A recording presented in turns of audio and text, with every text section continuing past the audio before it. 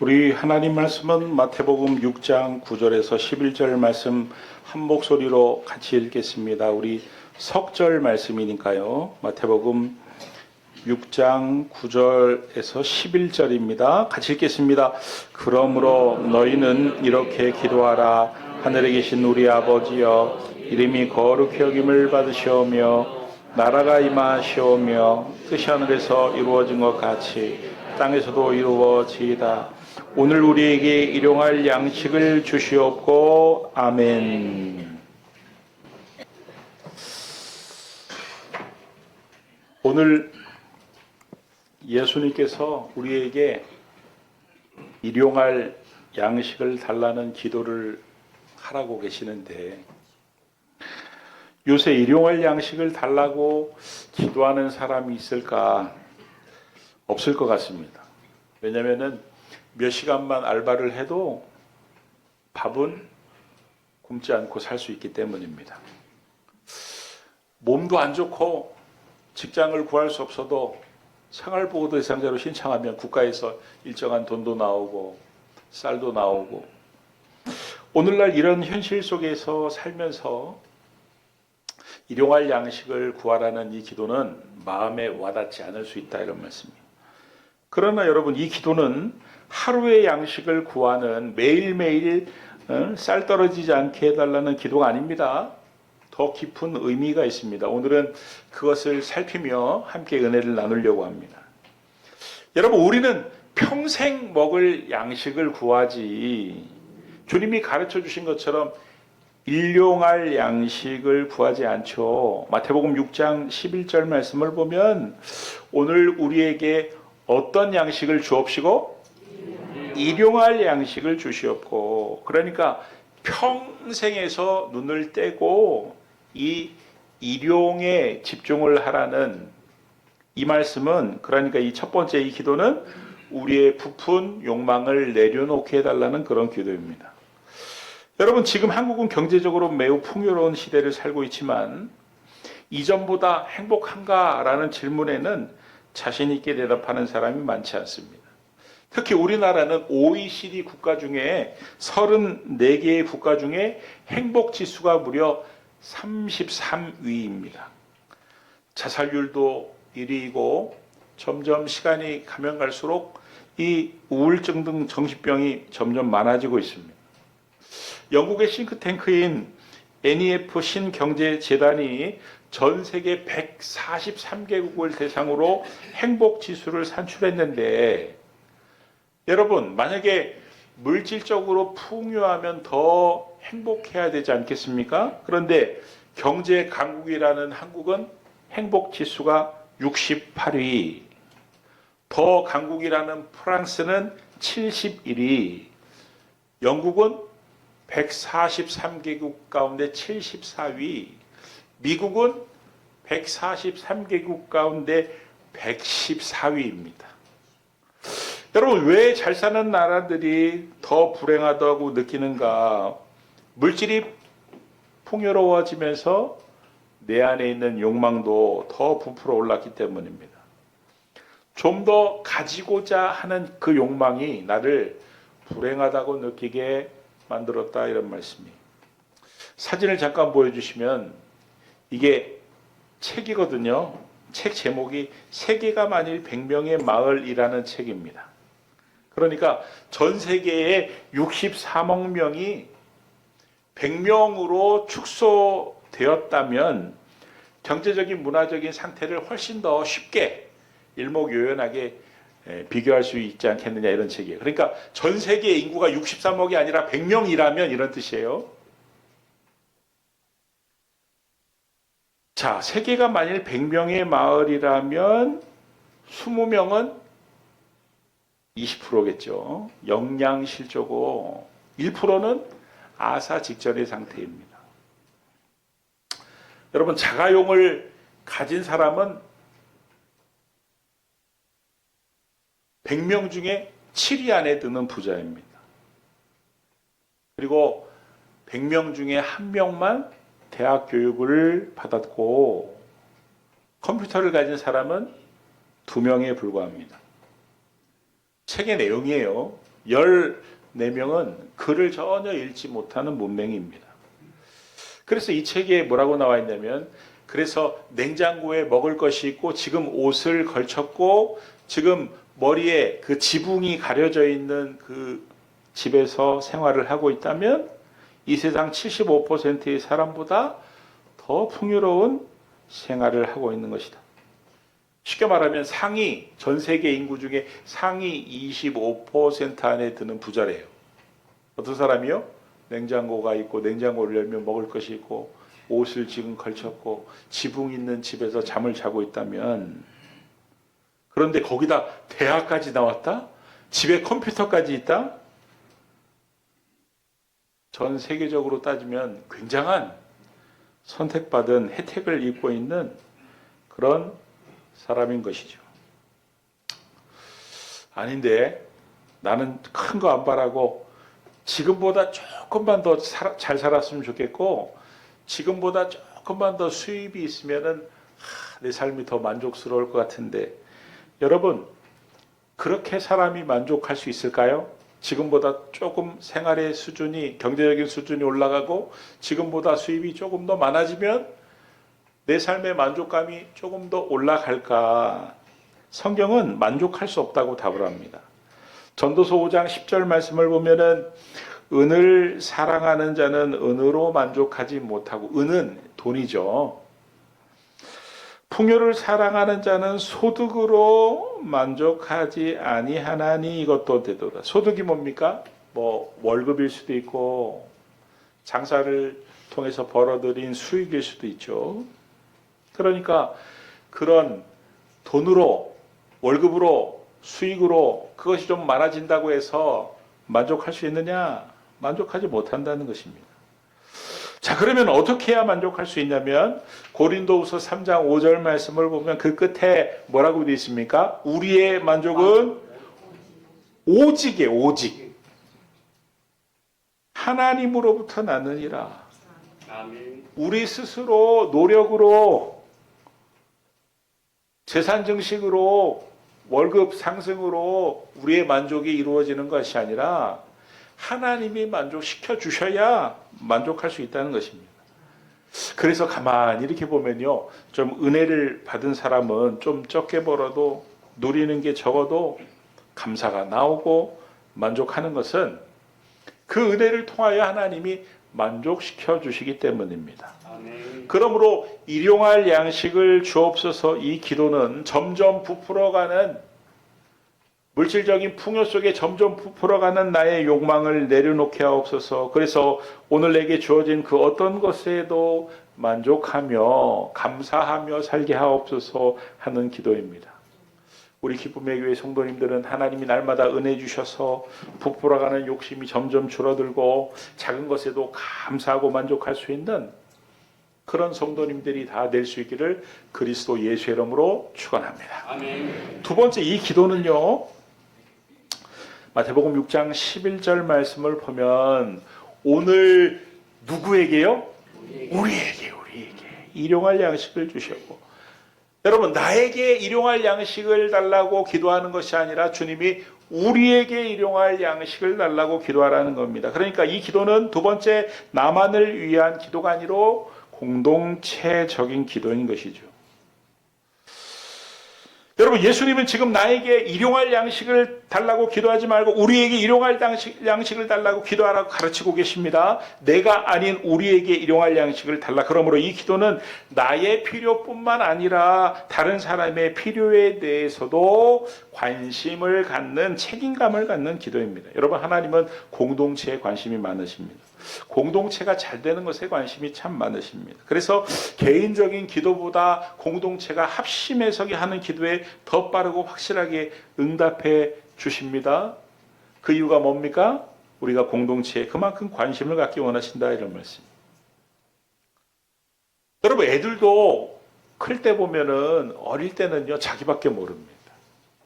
그런데 점차 이 아이가 자라면, 성장하면 어떻게 됩니까? 다른 사람을 생각하고, 다른 사람을 위해 참기도 하고, 다른 사람을 배려하기도 하고, 다른 사람을 돕기도 하고, 나를 벗어나 이기적인 모습에서 벗어나 다른 사람에게 관심을 갖고 다른 사람을 돕고자 하는 이 모습을 성숙이라고 말할 수 있는 것입니다.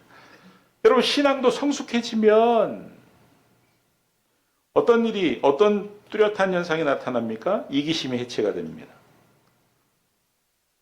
참 지독하게 자기밖에 모르고 자기 감정을 툭툭 그냥 내뱉고 공동체는 생각 안 하고 이거 불만 저거 불만, 전혀 성숙의 모습이 아니죠. 여러분, 이기심이 해체가 됩니다. 성숙해지면. 그래서 초대교회를 보면은 자기 것들을 팔아서 사도들 앞에 집을 팔아서 밭을 팔아서 내놓는데, 여러분, 넉넉한 사람들이 내놓은 게 아니에요. 왜 내놓았습니까? 가난한 자들을 돕기 원했습니다. 누가 그렇게 하라고 옆에서 조정을 한 게 아닙니다. 구호를 제창한 게 아닙니다. 집을 팔아라, 밭을 팔아라, 갖고 와라 이렇게 구호를 외친 게 아닙니다. 자발적으로. 그래서 모든 공동체의 사람들의 필요가 채워지죠. 여러분, 세상이 말하는 부자의 기준과 성경에서 하나님이 말씀하신 부자의 기준은 완전히 다릅니다. 여러분, 세상에서 말하는 부자의 기준은 재산을 많이 모은 사람을 부자라고 말한다면, 성경에서 말하는 부자는요, 얼마나 많이 나누었냐가 부자의 기준입니다. 디모데전서 6장 17절에서 18절 말씀을 보면은, 내가 이 세대에서 부한 자들을, 이 부한 자들이 뭐예요? 부자죠, 부자. 부자는 그 18절에 그 특징이 뭐라고 되어 있습니까? 선을 행하고 선한 사업을 많이 하고 나누어 주기를 좋아하며 너그러운 자가 부자입니다. 성경에서 말하는 부자는 선을 행하고 선한 사업을 많이 하고 나누어 주기를 좋아하고 너그러운, 그러므로 일용할 양식을 달라는 이 기도는 나에게 주신 것 중에 필요 이상의 것은 나누겠다는 실천적 결단이 담겨 있는 그런 기도입니다. 요한 웨슬레는 가는 곳마다 복음 설교를 했다고 그러죠. 그런데 복음 설교도 하루 이틀이지, 우리 예수님도 얼마나 다양한 주제로 설교를 하셨습니까? 그러니까 그 교회 성도들이 그냥 복음 설교만 계속 다른 설교는 안 하고 하니까 너무 지겨워서 한두 사람씩 떠나가기 시작했대요. 그 소식을 들은 이 요한 웨슬레가 다음 주에는 부자 되라는 설교를 하겠습니다. 그랬더니 성도님들이 막 좋아가지고 떠났던 사람까지 그날 왔더랬네. 그래가지고 이 요한 웨슬레가 설교를 하는데, 첫째, 여러분은 최대한 돈을 많이 벌어서 부자가 되십시오. 그랬더니 아멘, 아멘 그랬거든요. 둘째, 여러분들은 돈을 많이 모아서 아주 많이 저축하십시오. 그랬더니 서로 얼굴을 보면서, 아니 우리 목사님 웬일이야? 아멘, 아멘 하고 좋아했다는 거예요. 셋째, 그 돈을 남을 위해서 다 쓰십시오. 그랬더니 시험 들어가지고 그 다음 주부터 안 나왔대요. 여러분, 좀 더를 외치는 내 안의 욕망은 길들이기 쉽지 않습니다. 딱 한 가지 방법이 있는데, 그건 뭐냐면 적극적으로 나누는 것입니다. 내가 나누면 나눌수록 내 안에 좀 더의 욕망은 힘을 잃게 되는 것이다. 움켜쥔 것을 내려놓을 때 우리 안의 욕망은 슬슬 힘을 잃는 것이다. 내가 나누는 만큼 돈의 통제와 지배로부터 벗어나게 되는 것이다. 내가 나누지 못하는 것은 사실은 형편이 안 돼서가 아니라 내가 돈의 지배를 받고 있기 때문이다. 돈에 쩔쩔매며 사는 것은 돈의 통제하에 있는 것이다. 그러나 나누기 시작할 때 돈의 통제에서 자유를 얻는 것이, 이거는 경험해 본 사람만 아는 놀라운 비밀이다. 여러분, 만약에 나누지 않는다면 나는 물질의 노예가 되어 있을 가능성이 높다고 해도 과언이 아닙니다. 가진 것은 적지만 나눌 수 있다면 그는 하나님 보시기에 부요한 사람입니다. 그러나 돈을 많이 가지고 있을지라도 움켜쥐고 나눌 줄 모르는 삶을 산다면 그는 하나님 보시기에 지금 가난한 자로 살고 있는 것입니다.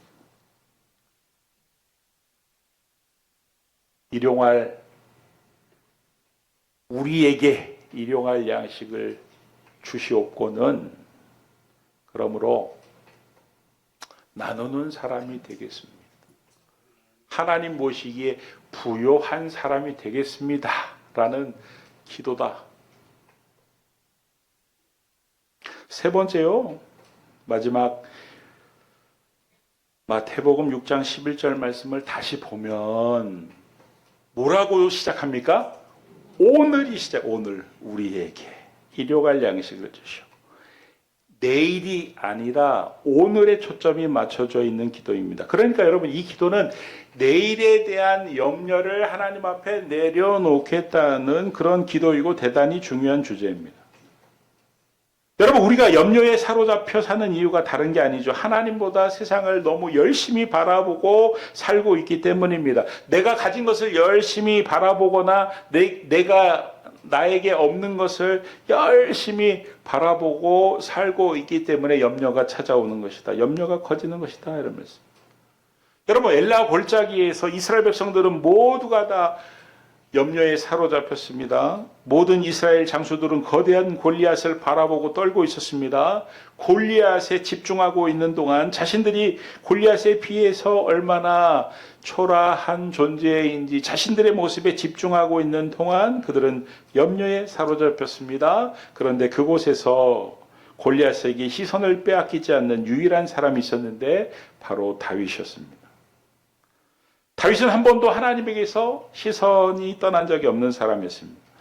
자기가 들판에서 양을 칠 때 사자와 곰이 습격을 하면 사자와 곰의 발톱에서 자기를 건져내시는 하나님, 다윗은 그런 하나님을 보아왔습니다. 그래서 다윗의 시선을 가득 메우고 있었던 화면은 오직 하나님이었습니다.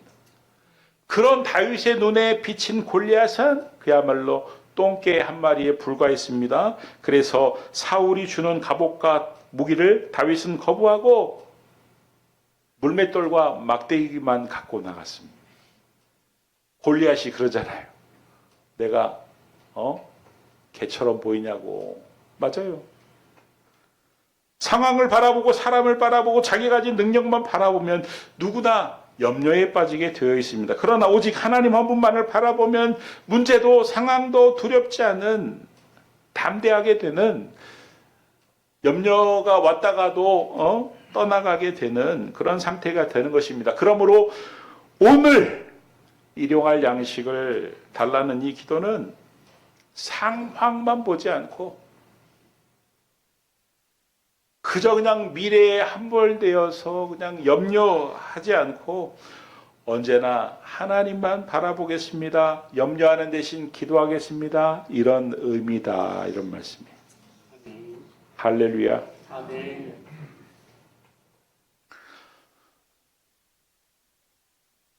여러분 왜 자꾸 염려가 되냐면요. 사람마다 자기가 모르게 정해놓은 한계가 다 있기 때문입니다. 어떤 사람은 자신의 나이의 한계를 그어놨습니다. 이 나이에 내가 뭘 하리. 어떤 사람은 난 돈이 없어서 못해. 나는 재능이 없어. 나는 그 방면에 소질이 없어. 나는 경험한 적이 없어. 나는 내가 해보니까 기도해도 안 돼. 어떤 한계들을 다 정해놓고 한계를 그어놓고 살고 있습니다. 여러분 믿음이 뭡니까? 믿음이란 한계를 깨는 데 필요한 것입니다. 별일 없이 편하게 현실을 유지하며 사는 게 목적이라면 믿음은 도대체 어디에 있어야 되는 겁니까? 여러분 믿음은요. 하나님의 말씀이 완전히 나를 맡기는 것입니다. 내가 보기에 완전히 망할 것 같이 보여도 못해 하지 않고 한번 해보자. 말씀이 깨달아지면 그냥 부딪혀보는, 실천해보는 것입니다. 그러면 희한하게도 염려가 줄어들게 되고 어느 순간부터 염려가 사라지게 됩니다. 여러분 믿음은 추상명사가 아닙니다. 믿음은 동사입니다.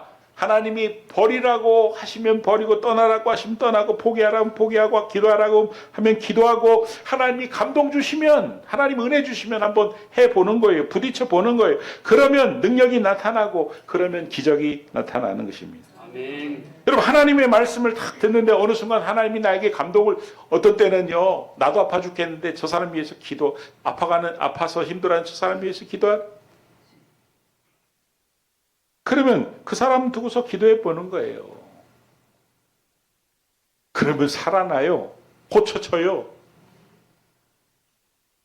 나도 먹고 살기 힘들어 죽겠는데 하나님이 누구를 도우라고 하셔서 도왔더니 하나님이 우리 집안의 경제의 문제를 풀어주시더라고요. 하나님이 정말 용서하기 힘든 저 사람을 용서하라는 감동을 주셔서 찾아가서 용서를 했더니 하나님이 수십 년 동안 해결되지 않는 우리 가정의 문제를 드러나게 하시고 그 문제를 해결하게 해주시더라. 누가 나를 찾아와가지고 너무 요즘 살기 힘들어 죽겠다는 거예요. 장사도 안 되고 미치겠다는 거예요. 그냥 그 한강 다리를 차로 지나갈 때마다 저 다리에서 뛰어내리고 싶다는 거예요. 그냥 전봇대를 보면 꽉 막아다 죽고 싶다는. 그런데 그 말을 딱 듣는 순간 불쌍한 마음이 드는 거예요.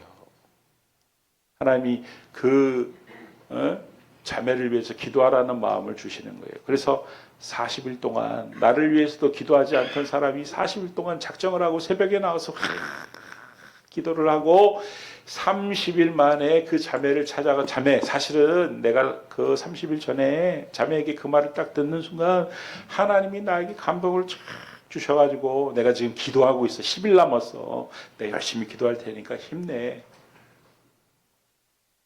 그랬더니 막 감동을 받고 정말 40일이 지났는데 하나님이 기적같이 도우셔가지고 안 되는 일도 막 풀어지고 막 이러니까 이분이 막 흥분해가지고 와 정말 기도에 놀라운 힘이 있네요. 막 그때부터는 찾아와가지고 인생에 막 상담을 하고 언니 막 하고 찾아와서 막 그냥 선물도 주고 교회 좀 가자 그랬더니 막 그냥 흔쾌히 따라오고 신앙생활하고. 여러분 이런 믿음의 역사를 체험하고 살아야 신앙생활이 신바람이 나고 즐거운 것이지 염려가 사라지는 것이지 자꾸 뭐 안 될 거야 힘들어서 못할 거야 한계에 부딪혀가지고 쪼그라들고 숨고 꼬리를 내리고 행동은 줄어들고 말만 아주 번지르르해지면 염려가 사라지는 것이 아니라 염려가 아예 자리를 잡고 눈덩이처럼 시간이 지나면 지날수록 불어나고 커지는 것이다 이런 말씀.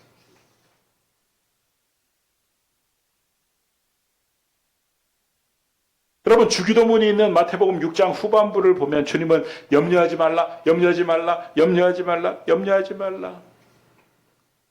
내일에 대해서 염려하지 말라고 얼마나 강조하시는지 몰라. 염려는 이방인들이 하는 거야. 아버지가 없는 고아들이나 하는 거야. 나는 너희 아버지다. 공중의 새를 봐라. 들의 백합발을 봐라. 다 먹이고 다 입힌다. 하물며 너희에 있어야 할 것을 모를 줄 아느냐. 다 안다. 염려하지 마라. 나를 신뢰해라.